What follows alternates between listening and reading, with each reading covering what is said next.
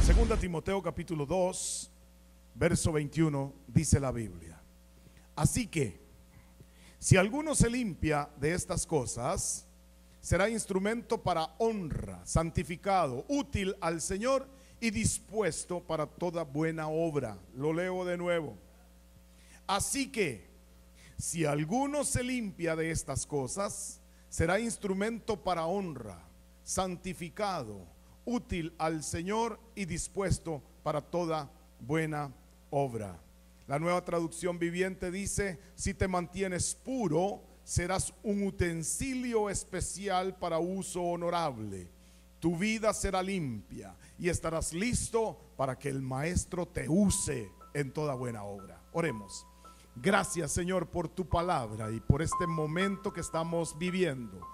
Gracias, Señor, por el tiempo especial, la vida que estás demostrando, Señor, en cada reunión que tenemos, la vida que demuestras que quieres dar, otorgar y que quieres reinar en cada uno de nuestros corazones. Gracias por tu palabra. Que tu palabra hoy, Señor, cumpla el propósito para la cual tú la enviaste. Abro mi entendimiento, abro mi corazón. Háblame en esta mañana, en el nombre de Jesús. Amén. Pueden sentarse, hermanos. Terminábamos hoy hace 8 días con una ilustración, la ilustración del constructor o del mecánico y versus ¿cómo se dice? El médico, el cirujano. Digo yo, si usted llega a que lo operen y mira al cirujano con la ropa del mecánico, posiblemente usted le va a decir: mejor que me opere otro. ¿Por qué? Porque decíamos hoy hace 8 días que para el trabajo del mecánico, pues no es un problema ensuciarse, no es un problema andar lleno de aceite o de acerrín o de polvo. Eso es parte de su trabajo diario. Pero para el médico, para el cirujano, es necesario que se mantenga pulcro, que se mantenga limpio. Y estamos haciendo esa comparación.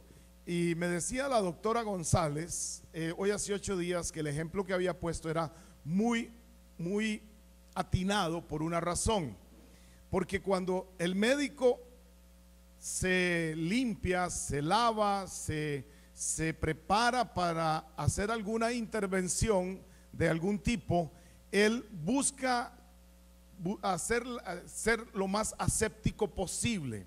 O sea, que no hayan gérmenes, que no hayan ningún tipo de contaminantes. Sin embargo, siempre existe la posibilidad, nunca, o más bien, nunca se puede decir que hay un ambiente 100% estéril. De eso hablábamos de la santidad. No significa que no haya pecado, porque mientras estemos en esta carne, nosotros vamos a cometer faltas. Cometemos faltas por omisión, cometemos faltas por comisión, cometemos faltas por pensamientos. Y hablábamos de que cuando nosotros no éramos salvos, nuestra conducta era una conducta sucia. Antes, ya no.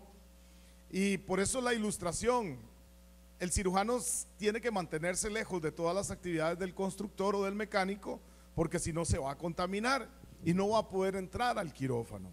De la misma manera, nosotros como hijos de Dios estamos llamados a ser vasos apartados. Hablamos, sí, también hoy hace 8 días de la vajilla que usted tiene guardada para eventos especiales, para la cena de Navidad, para cuando llega una visita. Y yo les pedía que por favor, si yo llegaba a tomar café, deme en cafecito en el mismo jarro, porque a veces esas vajillas de estar tan guardadas se llenan de cosas que no es bueno tomarse, ¿verdad?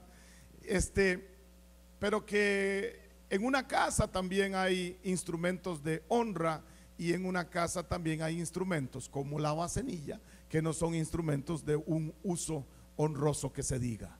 Así que, ¿qué tipo de instrumento soy yo en las manos del Señor? Y Timoteo nos está diciendo que nos debemos de mantener puros para que seamos un utensilio honorable. Honorable, y no solamente eso, sigue diciendo la palabra del Señor, que si nuestra vida va a ser limpia, vamos a estar listos, vamos a estar preparados para que el maestro nos use en lo que él quiera usarnos. Y esto es algo que cuando usted es patrón, cuando usted es maestra y hay que hacer una actividad, ¿a quién usted llama? Mire, ¿a quién usted busca para que sea el que haga la dramatización? Siempre va a haber un Javier González ahí, que es el más bombeta de todos. Y usted dice, ese es el que. Usted no va a traer a aquel que está muy tímido, que no quiere hablar, que no quiere. No, usted va a buscar a esa persona. Usted necesita en su empresa dar un ascenso. Usted no le va a dar un ascenso al que llega media hora tarde y se va una hora antes o media hora antes. No, usted no le da un ascenso al que coge más tiempo a la hora del café. No. Usted le va a dar el ascenso a aquel que los mismos compañeros le gritan sapo, porque llegó antes y se fue después, porque hizo más de lo que se le pedía. ¿Sí o no? Usted quiere un ascenso, sea sapo o sea zapa. Que los demás le digan sapo. Y esos son a los que escoge el Señor, el patrón. Exactamente, el Señor Jesús, cuando ocupa utilizar un vaso, siempre va a buscar el vaso que esté más limpio de toda contaminación. No estoy hablando de santidad, ausencia de pecado. Estoy hablando de que en la medida de las posibilidades, nosotros como hijos hemos de estar siempre preparados para toda buena obra, y ahorita lo vamos a ver. Segunda de Corintios capítulo 6, en el verso 15, la palabra del Señor nos dice: porque no solamente, hermanos, somos santos para ser separados, sino que somos santos para ser preparados, apartados, pero con un propósito especial. No es solamente porque se vea bonito, no es solamente porque su cara irradie luz, no, es porque hay un propósito en nuestra búsqueda de santidad. Y ese propósito es el ser templo de Dios. Hoy hace 8 días hacíamos un énfasis tremendamente importante en esta parte. Usted sabe, usted conoce que usted es templo de Dios. Alvarito ahora hacía la pregunta y decía, porque Dios habita en cada uno de los que le hemos creído. ¿Usted cree eso? Y el Señor hablaba a nuestras vidas el jueves pasado, citando Hebreos capítulo 11 en el verso 6, cuando dice la escritura: el que se acerca a Dios crea que le hay y que es galardonador de los que le buscan. Usted sabe que Dios existe, pues quiero decirle, usted le recibió a Él en su corazón, pues quiero decirle, Él hoy entonces habita en usted. Ahora vea lo que dice 2 de Corintios capítulo 6 en el verso 15. ¿Qué concordia, qué armonía puede haber Cristo con Belial? ¿O qué parte el creyente con el incrédulo? ¿Y qué acuerdo hay entre el templo de Dios y los ídolos? Y dice, porque vosotros sois el templo del Dios viviente. Yo lo más que puedo decir es: qué misericordia la de Dios. Yo soy el templo del Dios viviente. Usted puede hacer esa confesión. A mí no me gusta cuando los predicadores comienzan, dígale al que está a la par. Eso es como para rellenar campo. Pero usted puede decirlo con convicción. No le diga al que está a la par, no, dígaselo para usted mismo. Yo soy templo del Dios viviente.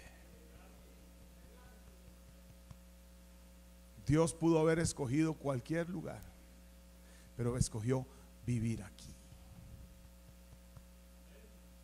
Qué tremendo. ¿Qué dijo Félix? Ya tan bárbaro. Porque vosotros sois el templo del Dios viviente, como dijo Dios: habitaré y andaré entre ellos, y seré su Dios, y ellos serán mi pueblo. Por lo cual, hace una advertencia: salid de en medio de ellos y apartaos, dice el Señor, y no toquéis lo inmundo, y yo os recibiré. ¿Para qué usted entonces cree que Dios quiere apartarnos a nosotros en santidad? ¿Para qué cree usted que Dios quiere usarnos a nosotros como un vaso limpio para habitar en medio de nosotros, para usarnos para su gloria? No es solamente ser separados por ser separados, no, es que Él nos quiere separar para usarnos. Él nos quiere separar para que seamos templo de su Espíritu Santo. ¿Qué armonía? Estoy ahora con la Nueva Traducción Viviente. ¿Qué armonía puede haber entre Cristo y el diablo? ¿Cómo puede un creyente asociarse con un incrédulo? ¿Y qué clase de unión puede haber entre el templo de Dios y los ídolos? Pues nosotros somos el templo del Dios viviente. Como dijo Dios, viviré en ellos y caminaré entre ellos. Yo seré su Dios y ellos serán mi pueblo.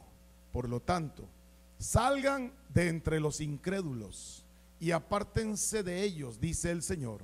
No toquen sus cosas inmundas y yo los recibiré a ustedes. Dios quiere un pueblo de santidad.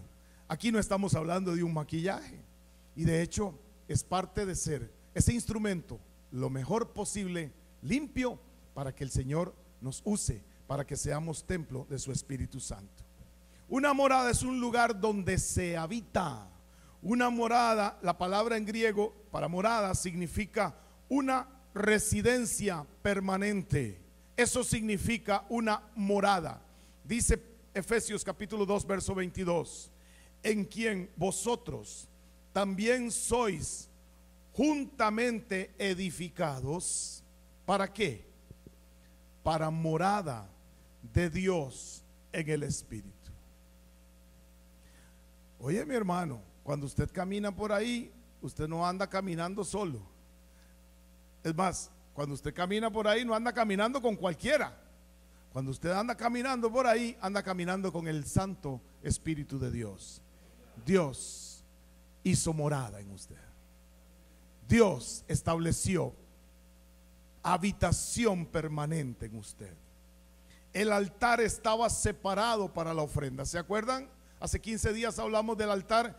El altar, a través de la unción, estaba separado para la adoración a Dios.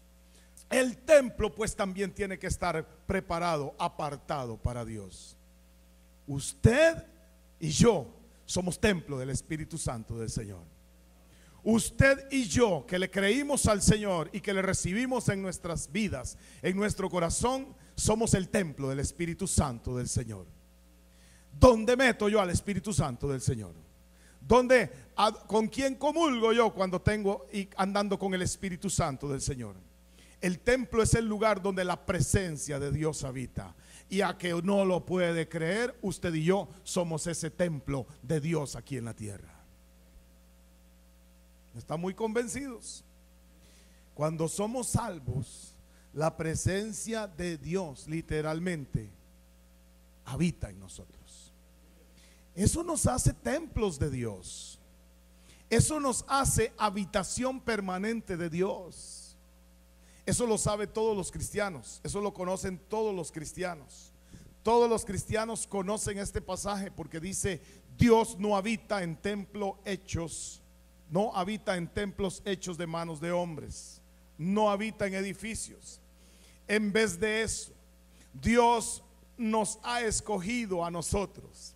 Dios escogió vivir en vasijas humanas. Mi hermano, esto que le estoy contando es una revolución, porque aunque es conocido de años por los cristianos, algunos no se han dado cuenta que Dios habita en ellos y Dios está con ellos. Y todos los días y en todo lugar, en todo momento y en toda acción. ¿Cuántos están aquí todavía?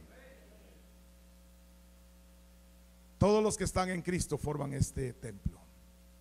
Todos los que están en Cristo somos su habitación. Todos los que estamos en Cristo somos su residencia permanente.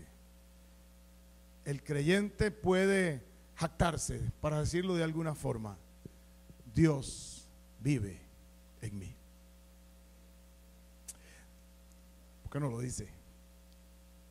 Dios vive en mí. Convénzase y dígaselo cuantas veces usted necesite decírselo, porque algunos no lo mencionan, algunos no lo gesticulan, algunos no lo verbalizan. ¿Sabe por qué? No están convencidos. Dios vive en mí. Aleluya.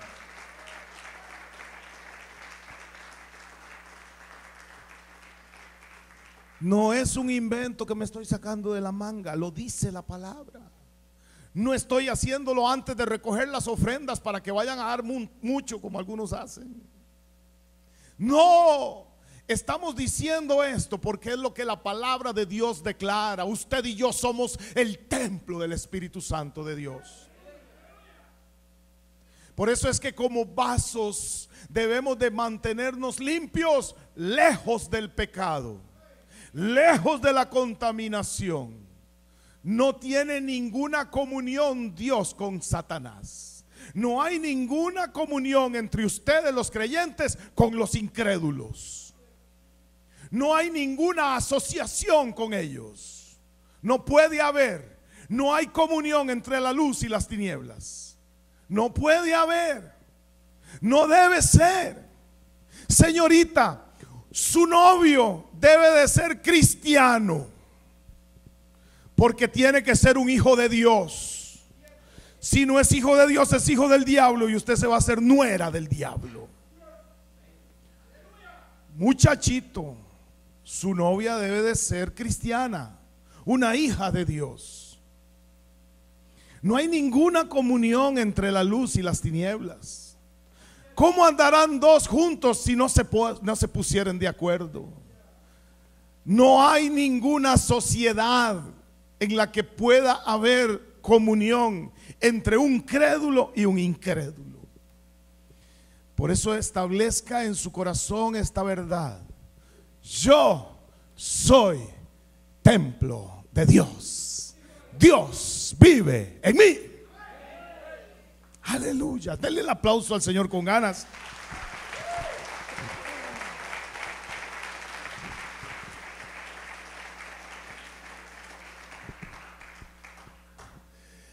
Dios no tiene otra residencia física. Dios no tiene ningún lugar donde, no es que no tiene, no quiso tener. Dios, siendo Dios, pudo haber creado para sí una habitación excelente. No sé, cuando usted piensa en lujos, piensa en todos los lujos que puede haber y póngale 1,000,000 de lujos más. Dios pudo haber escogido un lugar así para vivir. Dios no tiene ninguna otra residencia física. No hay ninguna nación, ninguna capital, discúlpenme, ni siquiera Jerusalén. Menos. No hay ningún monte alto, no hay ninguna cumbre donde Dios haya decidido habitar. Él no vive en las nubes o en el cielo. Él no vive en la oscuridad o en la luz del día, en la luna o en las estrellas o en otro planeta. Por supuesto, el Señor está en todos lados. ¿Cuántos lo creen? Su presencia llena todas las cosas. Pero de acuerdo a su palabra, de acuerdo a lo que estamos leyendo, Dios mora en su pueblo. El corazón lavado por la sangre del Cordero, el corazón lavado por la sangre de Jesucristo. En ese corazón dice la Biblia que Él mora permanentemente. ¿Cuántos le han entregado la vida a Jesús? Ahí vive Dios, ahí vive su Espíritu. Usted tiene que convencerse, porque si usted no se convence, mi hermano, usted nunca va a poder caminar en la voluntad de Dios. Cuando usted le dijo a Dios: Dios, me arrepiento de mis pecados, te pido perdón por ellos y te pido que entres a mi corazón, Dios lo tomó en serio. Que usted no se lo haya creído, eso es otra cosa, pero Dios lo tomó en serio. Que usted esté seco o seca no significa que Dios no haya cumplido su palabra. Significa que el vaso que usted es necesita ser limpiado, necesita ser purificado, necesita ser preparado. ¿Para qué? Para ser santificado. ¿Para qué? Para ser templo de Dios, para que Él se manifieste. Nosotros no somos maquillados, como dijo aquel. Nosotros no andamos aquí tratando de engañar a Dios, ni menos, bueno, engañarnos a nosotros y menos engañar a Dios. Nosotros estamos aquí porque le hemos creído a su palabra. Donde yo camine, camina el Espíritu Santo conmigo. ¿Cuántos lo creen? Donde yo vaya, Él va conmigo. Y lo que yo haga, Él me acompaña. Que algunas cosas de las que hago, se pone el Espíritu Santo feliz y me lo manifiesta. Y que algunas otras cosas que yo hago, lo ponen a Él triste y me siento seco. Ya eso no es problema de Él, eso es problema mío. Cuando yo me limpio, Él se contenta. Y eso es lo que estamos diciendo, que es la santidad. Esta es la gracia de Dios. ¿Quién de nosotros merecía que Dios nos hubiese vuelto a ver? Ni siquiera con el rabito del ojo. ¿Quién ha hecho méritos aquí para que Dios diga que es usted y yo somos sus hijos? ¿Quién? Si no hubiera sido por su gracia y por su misericordia. Si no hubiera sido porque Él un día se volvió y nos dijo: mío eres tú. Si no hubiera sido porque Él tuvo de nosotros tanto amor, que cuando desde que estábamos en el vientre de nuestra madre, aún antes de la fundación del mundo, ya había pensado en nosotros. Por una simple razón: Él nos ama, Él me ama, Él te ama y quiere habitar en cada uno de nosotros. No hay otra razón. No es por lo guapo, lo guapa, los títulos, nada, absolutamente nada. Es por su gracia y por su misericordia. Usted tiene algo, es por su gracia y por su misericordia. Usted ha obtenido algún beneficio académico, material o espiritual, es por su gracia y por su misericordia. Aquí le damos la gloria a Él. Él es el único que merece la gloria, la honra, la alabanza por los siglos de los siglos. A Él sea la gloria. Aleluya.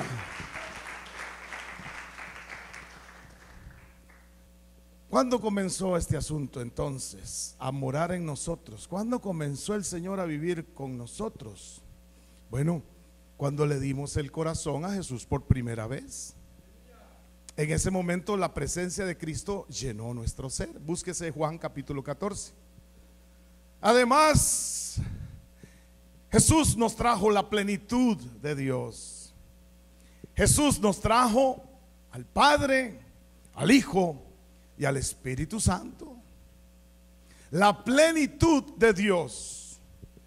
En aquel día, verso 20: vosotros conoceréis, dice Jesús, que yo estoy en mi Padre y vosotros en mí y yo en vosotros. Mire, vamos a leerlo todo, pero solo ahí podríamos quedarnos toda la mañana. Vea las palabras de Jesús. De nuevo el verso 20: en aquel día vosotros conoceréis que yo estoy en mi Padre y vosotros estáis en mí y yo estoy en vosotros. Ahora siga leyendo el verso 21. El que tiene mis mandamientos, subraye, y los guarda, ese es el que me ama. ¿Sí es cierto? Sí es cierto, con razón, con razón. Con razón la esposa y el esposo no tienen que estarle diciendo: ay, mi amorcito, como los novios, conchita más linda, pechocho. Vieja más ridícula, le va a decir usted. ¿Se imagina que la doña esté todo el tiempo? Qué bonito sería. No, qué cansado. No, digo yo, no hay necesidad, ¿verdad? ¿Cómo amaneció mi puchunguito? Y usted hace cara de pollito. ¿Se imagina qué lindo? No hay necesidad, digo yo, no hay necesidad, ¿verdad? De ahí, al menos yo tengo 31 años de casado en 31 años de casado ha pasado agua por este puente. Y hace 2 años que ahora mencionaba Alvarito de mi tumor, no me gusta decir mi tumor, del tumor, pues no es mío, nunca fue mío, del tumor que tuve que padecer. Yo recuerdo decirle tantas veces a la gente, yo creía que esa vieja me quería, pero ahora estoy convencido. No me dijo mi puchunguito, no me dijo mi papacito, nada de eso. Estuvo conmigo, pero pegada a mí, a veces hasta 8 horas conectado en una máquina, y ella estaba ahí, como, mire, como la persona más fiel que yo he podido tener a mi lado en toda mi vida. ¿Quién? Mi vieja. Habrá necesidad que me esté diciendo, no, es que cuando yo amo, yo no necesito decirlo, yo lo demuestro. Y aquí dice el Señor, dice, el que tiene mis mandamientos y los guarda, ese es el que me ama. Y el que me ama será amado por mi Padre, y yo lo amaré y me manifestaré a él. Qué bueno, qué buena palabra, qué buen mensaje. Y es leer la palabra nada más. Esto es lo que dice la Biblia. ¿Será entonces que a veces no amamos lo suficiente? Que cuando queremos conquistar, en el caso de los esposos, cuando queríamos conquistar a nuestra esposa, le bajábamos el cielo, la tierra y el mar y las estrellas y los planetas y cruzábamos el océano y trepábamos la colina más alta por amor a ti, mi amor. Y cuando obtuvimos lo que queríamos, se nos olvidó y ya no podemos ni siquiera levantar la tapa del servicio sanitario para orinar. ¿Será que cuando buscamos terriblemente un favor de Dios, le dijimos, Dios, aquí estoy, ayúdame, sácame de aquí? Y que cuando tuvimos lo que obtuvimos, nos olvidamos del Señor. El que me ama guarda los mandamientos, y yo lo amo, y mi Padre lo va a amar. Señor, ¿cómo es que te manifestarás a nosotros y no al mundo? Jesús respondió y le dijo, el que me ama, mi palabra guardará. O sea, ya más fácil no me la puede poner. Hay pastores que a mí me encanta fumar. El que me ama, mi palabra guardará. Hay pastores que yo no puedo dejar de ver a las mujeres porque, mire, el que me ama, mi palabra guardará. Pastores que yo no puedo dejar de tomar guaro. El que me ama, mi palabra guardará. Pastores que yo no puedo dejar de decir mentiras. El que me ama, mi palabra guardará. Pastor, yo no tengo que decirle nada. Dios ya estableció la ley en nuestros corazones y usted y yo sabemos qué es bueno y qué es malo, ¿sí o no? Ni tampoco el pastor o el anciano o el diácono tiene que andar detrás ahí con un lapicero diciendo, ¿qué tiene usted que hacer? No puede hacer, no toque, no maneje, no hagan. No, usted lo conoce, usted sabe. Usted y yo sabemos cuando estamos transgrediendo la voluntad de Dios. La voluntad de Dios. ¿Usted lo sabe o no lo sabe? Por lo menos seamos sinceros, dijo Tres Patines. Por lo menos en esto seamos sinceros. Sí, Señor, tú no me has fallado, he sido yo el que te ha fallado. Tú has permanecido fiel, pero yo estoy como un rol sin aceite. Lo único que hago es traquear. Póngale aceitico para que vea, se va corriendo. ¿Se ha visto un rol cuando está seco? Mire, duro, se traba, pero échele un poquito de aceite penetrante para que usted vea que se va corriendo. Así es la vida mía, como instrumento de Dios. Si nos purificamos, si nos acercamos, si lo amamos, si guardamos sus mandamientos, Él nos va a amar. Y dice la Escritura, mi Padre le amará y vendremos a Él y haremos, de nuevo la misma palabra, habitación permanente en Él. Esto no lo estoy inventando yo. Él está testificando, yo estoy en mi Padre, el que tiene mis mandamientos y los guarda, ese es el que me ama, y el que me ama será amado por mi Padre, y vendremos a él y haremos una morada en él. Así de fácil, así de sencillo. Me quedan unos minutos nada más. Hermanos, Dios no puede vivir en un templo que esté manchado por el pecado. Dios no puede vivir en un templo que esté contaminado con la incredulidad, contaminado con el mundo. No hay ninguna comunión entre Dios y las tinieblas. Mi hermano, revise su vida. Revise qué tipo de utensilio es usted. Dios vive en un templo que ha sido separado, en un templo que ha sido apartado para Él.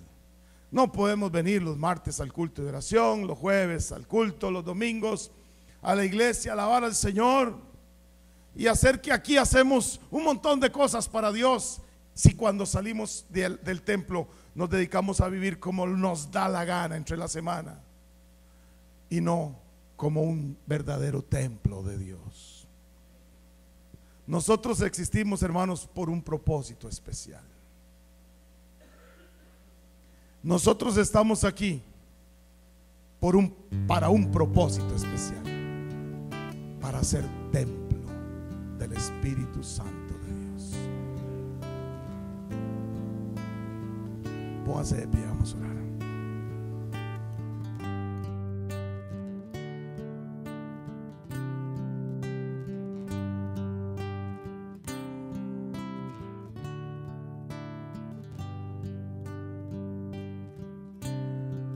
Cuando sale el sol de la esperanza